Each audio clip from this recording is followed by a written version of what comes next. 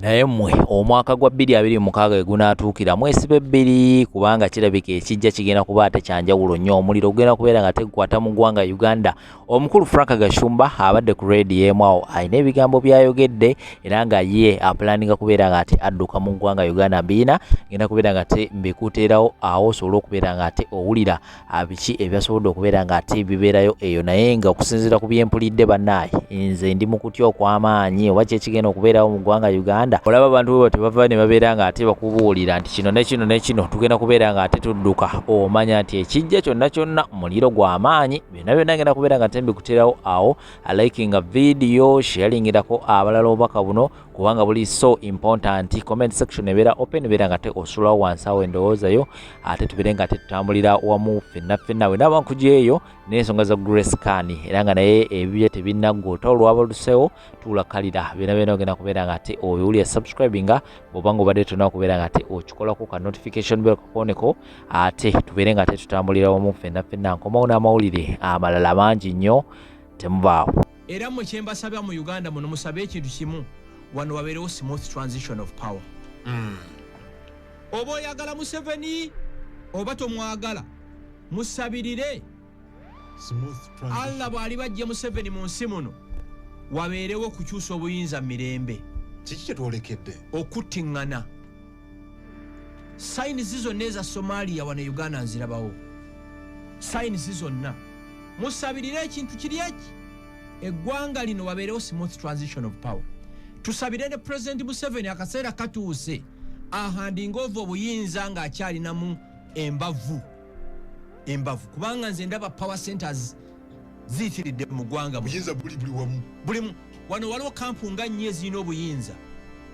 Mwe abampuliriza oba oli wa NUP, oba oli wa FDC, oba oli wa PLU, oba oli wa anti oba ebibiina byonna ebirala, musabirire ekintu kiri eki. Smooth transition. Katonda akke mutima gwa President Museveni ahandinga ova obuyinza ng'akyali mulamu.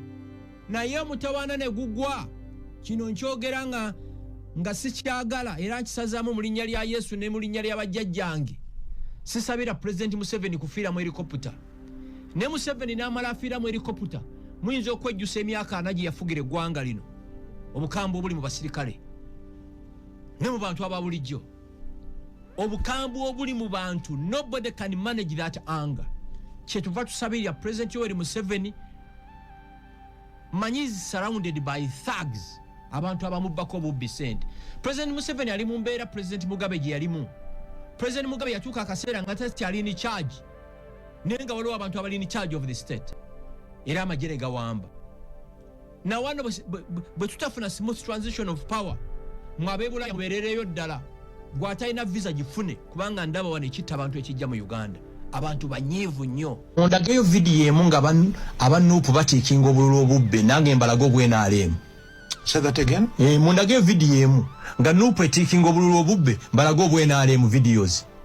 Nga abawagira NRM batiikinga in their favor. Video tuziyina. Poliisi eri awo amagye gali obatiikinga.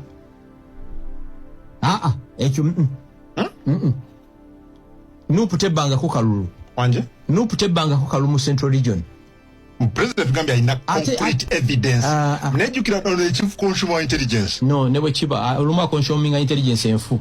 Ochimanyi intelligence chiefs basobola okutomeza president. Basobola mutomeza. Tekiriyo. Echa nupu nti yabba tekiriyo. Tekiriyo nupu yawangula constituency. President awayiriza nupu. Ate president yageba mutwale mu court wabaloza atya. Sitting president bamuwabira. Akimanyi. Yo muwabire wane wawinyidolo. Oyinza okwabira Museveni wawinyidolo.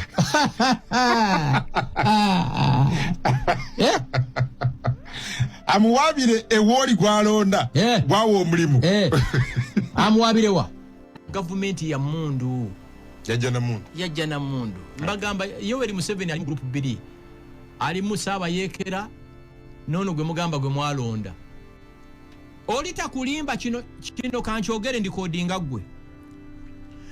Oli okugamba nti asobola okujjako Museveni n'akalulu kinganga omuntu okugamba mbunno ekikere kyarepinze enjovu. Come again?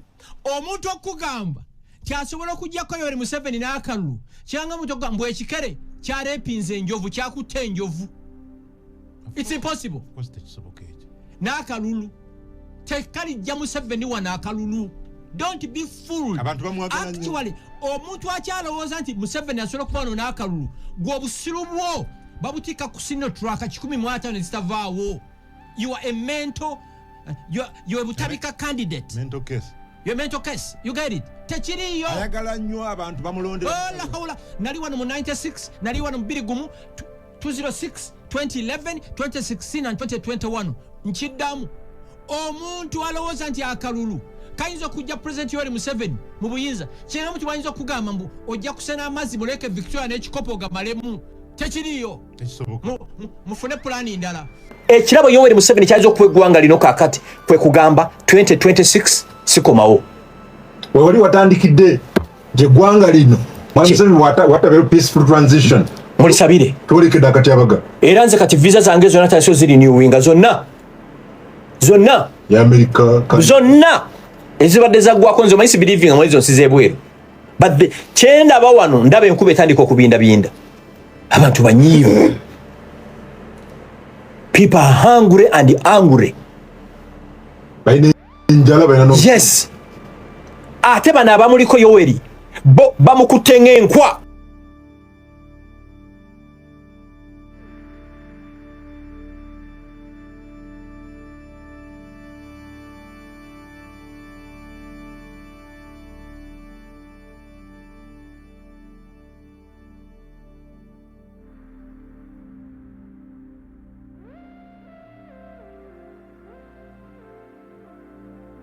Zerumu bali bagenda kuntema lwagula esikkaani oyo. Tutuuka ku kyalo ewaffe bagamba yaliyo omukola embaga kati nga bagamba twagala omuyimbi okuva e Kampala. Meeting z'omu kyalo nga wozimanyi nga bagamba bannange tulina omwana omulenzi wano ku kyalo Mukunja ali Kampala yasobola otuleetera omuyimbi. Ngabamu bagamba nedda abaana bwe batuuka e Kampala bafuuka miswaswangule kati banywa enjaga mujja muwa ssente azirye. Kaabalala nedda Mukunja tayinza kulya ssente mumuwe ssente y'aba aleeta omuyimbi. Ngamba buza mwagala muyimbi ki? Nga bagamba twagala ono omwana eyayimba nga bampaamu awo obuyimba ngenda okkeberanga ye Grace Khan. Nga ntuukirira Grace Khan oyo nga Grace Khan asaba ssente ng'alamula nga bampaako emitwalo 40 nga njiwa Grace Khan. Olunaku lwa sholutu yali buli nnaku nga 2 sheetuuke Grace Khan nga ngamba Mukunja ssente nazikozesa naye neetaaga opangisa engoye nfunira bagambe bampeereze balance.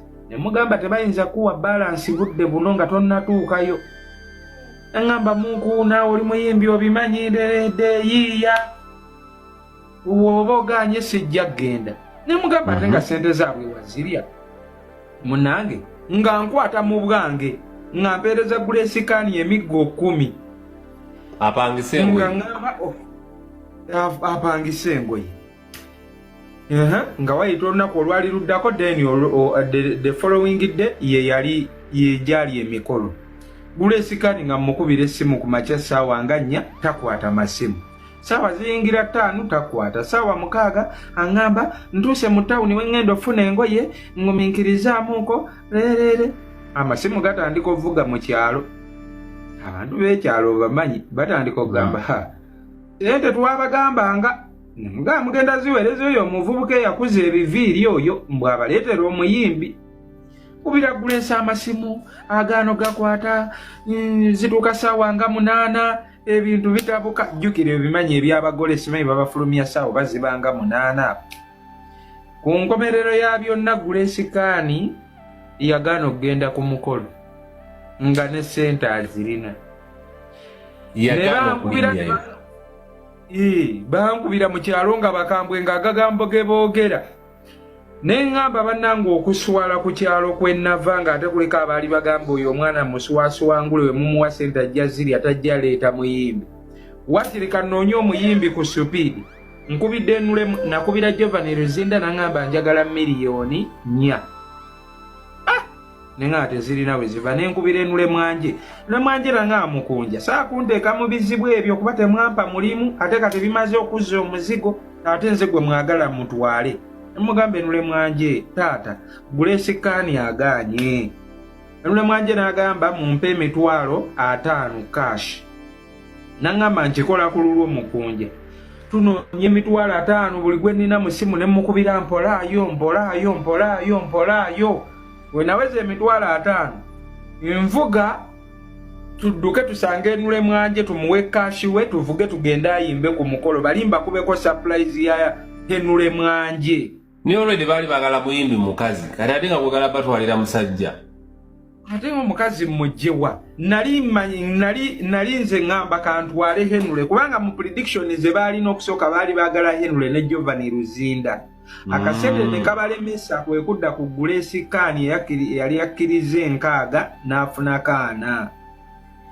Kati mba tugenda tuvuga tusenkana Enule Mwanje. Ate Grace Kani nankubira sawa zalinga 9 kitundu ezakawungezi. Nambuza mukunja muliwa. Konze munnange, obadde nkuba amasimu waganyo gakwata. Nangamba kakati ndi ku Jinja Road ninye tugenda kanyangwe mangu tugende tuyimba omukolo. Konze kale. Nenkubira Enule Mwanje ne mugamba Enule nsonyiwo kutawanya naye Grace akkiriza. Bireke. Enule Mwanje yanyiiga. Kakati Grace amala okukkiriza nsitopinga Enule Mwanje. Tulinnya twakozesa board okuva wano e Kampala mpaka Bukunja. Tutuuka. Ate era Grace agaana okujja ku mukolo ng'ate n'Enule Mwanje namaze omuyimiriza. Kati ate lwaki yamala ate ne yeekyusa? Nze simanyi kintu kiriko oyo mwana oyo gwe bayita Grace Kani kabaata. Nze simanyi kiri ku Grace Kani n'ebizibu byendabye ku dduniya abantu bye bafuna. Nze nyiza obutanennyana nnyo Grace Kani oba aliko kintu oba aliko byawongo oba baamusalirako omulambo oba baamukola ki. Nze simanyi kye baakola oyo omwana. Omwana yagaana okujja ku mukolo. Ne ngamba kati nga kaaganya okujja. Kamubawe ku simu boogere naye. Kuba natuuka omugole ng'alagidde bibbulava bye bivubuka binkube. Nga bamanyi sente zaabwe wazirya. Ne mugamba ate ne mbagamba baganda bange bikutte enku biziseeyo enku mu kyoto manyi bino enku ezifumba omuceere ku mikolo byakunkuba ne baba bakyali bange. Singa nalya sente nandirinnye wano nandize wano ng'ate sente nazirya. Sandize nandibuze bubuzi. Ab'okukyala awo kyeyamaani n'abiyingiramu musoke muwuliziganye n'enkwata Grace Kani ne mukubira mubawe kale abawumbe nga muwa omugole. Omugole akutte Grace mbw'amussa mu lawudi mbw abantu bawulire mbw'ayogera ne serebu. Grace Kani yavuma omugole. Grace Kani yavuma omugole. Kati yali amuvumira kyati. Mumanyira obusente Grace gwe. Negwe nze natuuka oyo Grace era nze buli wentunulira Grace ng'atoba n'ensi ne mulaba ewa Model Music ne mulaba ewa Mama Fina ne mulaba ewa Pastor Bujingo ne mulaba ewa Makusuzani Makula ne mulaba ewa Prince Omaro mulaba simanyi ewa Kitonsa ne mulaba simanyi ewa ono omugaggaani ono yali amanaginga Shasha Brighton ne mulaba mu baki simanyi Shonga. Nze ndunulira Grace Kani ne ngamba sirina kyakuzza ku Grace simuzzaako ngalo. Simanyi wakati ali wa Model Music oba yazzeeyo wa Pastor Bujingo. Naye bagamba ndi ate Model Music yamuswazizza buswaza. Okumanya ebya Grace bijja kulumya omutwe. Ebyo byonna bwe byabaawo nga ku kyalo baagala kundya buli bagamba omufero oyo omwakwatagana ne Grace Kani ne mutufera. Tugenda ku police tufuna reference ngende nkwate Grace. Okutuuka Grace Kani gyasula. Twamunoonyereza ng'asula awo ng'ogenda otuuka Nateeta awo ku nnyumba oba bamuyita Makango oba bamuyita ani omugagga waawo. Kati nga obeera okeerawo ku makya n'obaza bw'oti olingiza olabe wafulumirayo mu kazigo mulinnya akagere. Obeera obaze olabayo n'abalala babaza olingirayo eri atambula ng'aketta olengera n'omulala eri aketta, olengera eri abakuba obusimusimu bonna baketta. Kati ne nfuna okutya ne ŋŋamba baano waliwo bambega. Kumbe igwoze oketta fe yagaana kuyimba ku mukolo, waliwo simanyi be yeewolako engoye mu botiiki n'adduka nazo, simanyi waliwo be yagaana oyimba ekivvulu, simanyi waliwo be yatwalako make-up, simanyi waliwo be yatwalako engatto. Kati ku nkomerero ne twegatta. We twegatta twali mu budde bwa covid bwali buzibu awo nga covid anaatera okuggwa, ne twegatta akaguruupu ffenna nga we tuketta Grace Kan. We twegatta ne tulagaana ne tugaa kati omanyi igweke ne tuwanyisiganya ennamba z'amasimu. Kati nga tukugamba gwe twewa time table nti gwe jakeerawo omukette mpaka ssaawa 5. Bw'oba ovaawo ku 5 ono ajje akette mpaka 7. Oyo bw'aba amala ono ajje akette yenna amulabako. Ffenna twetaaga Grace Kan nga buli omu alina influence atambula nayo. Grace Kan we yalaba tumukesse nnyo nga ewuwe tumulemesezaayo n'asenguka n'adduka eyo e Masaka eyo n'abeerako e Masaka eyo. Kakati bw'abeera e Masaka nadda e Kampala nga tumukubira amasimu g'omuwa ebivvulu tumugamba jangu waliwo show y'egindi nga Grace takyamiitinga muntu akugamba teekako deposit, naye nga tayagala miitinga muntu ng'akimanyi bagenda mukwata. Grace yalaba ebizibu bisusse, Grace n'afuna olubuto. Ffene tusigala olubuto lw'omwana. Olubuto teyalufuna mu bulungi, ebizibu byali bitabuse ng'agenda mu kkomera. Kati nze nali ffe twali tetukimanyi mbu omukyala ali olubuto tebamusiba, era twasigala ne referensi zaffe nga bwe tunoonya Grace Kan. Kati tugenda omukyala ali olubuto tebamusiba, ye bamuta mangu. Mpozi nga omusango munene mu makomera bayingirayo batya babuzifuna batya. Mpozi nga yasse muntu naye omukyala nga ali lubuto buno obusango mbesimanyi ya bamubanja, simanyi bakola batya obwo obusango egyo emisango kale egyo egitali nti oba yasse muntu oba egyo eminene egyo. Era Grace waliwo eyamukwata awo owa botiiki ow'engoye yamukwata ne bamuleeta awo. We batukubira amasimu ffenna ne tuwanguwa ne referensi zaffe. Yabategeeza nti yali omusajja alinaeyo koodi mbu omusajja yansuulawo, simanyi ndi lubuto, simanyi nina omwana. Grace ne bamuta ne batugamba tumulinde waalimala okuzaala.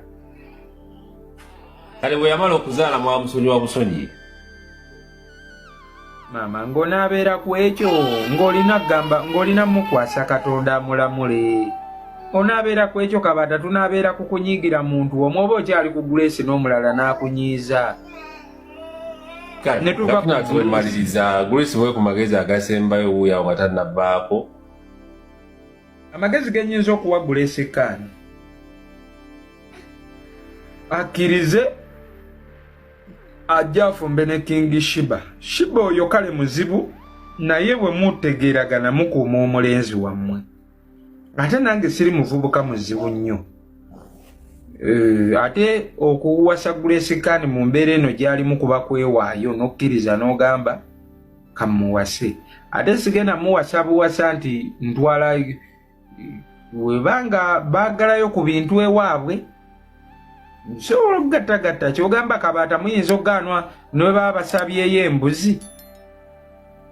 Tuyinza agaana kusondera bintu bya Grace Kan ng'ogenda muwasa embuzi kubeera kaakati Grace wange embuzi kuba kaakati bw'anadda mu luno olukungu mbw'ate oyo mukunja si kiraasi zange, kiraasi zo zaakuganye.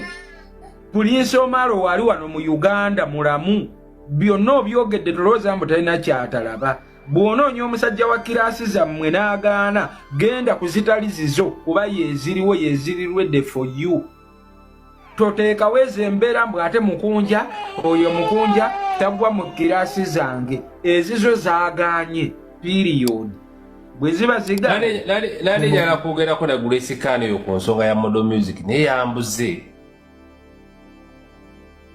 Anti kaakati akunnyonnyola eki kubanga kaakati Grace Kan omuyimbi w'eggwanga webucha n'ogenda kuvumbika aba yaswazizza Suzan Makula kiba kitegeeza Suzan Makula talina buvunaanyizibwa ku Grace Khan ava ate wa Suzan Makula mu maka ga pastor na walananduka paka wa Model Music eri amutaase ku nnaku anti nze nkugambye Grace Khan olaba twamuwa ssente z'omukolo ne muwa omugole nga saganye okujja ku mukolo namugakale wakiri yogerako naye mu bukaka mumugambe mwana wa maama emmotoka oba yafiiridde mu kkubo omulimbe ekintu kyonna akakane Grace yavuma omugole